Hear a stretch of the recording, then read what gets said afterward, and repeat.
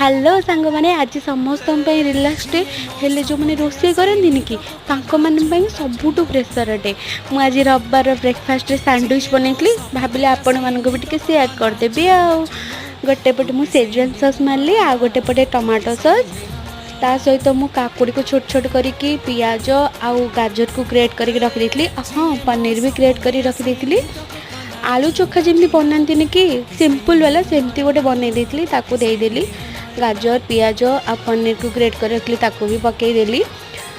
ताऊपर टिके चाट मसला भी मुझे स्प्रिंकल करदेली एमती ही मो घर सैंडविच बनाए कौन आपण मैंने भी एमती सैंडविच बनाती कि आदि बनाती ताहले गोटे कमेंट करदेवे आ हाँ एमती सिंपल वाला सैंडविच कर खातु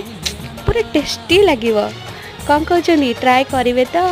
जदि आपण मानक वीडियोटा भल लगी था गोटे कमेंट निहाती करदेवे आउ लाइक और शेयर भी करदेवे रही।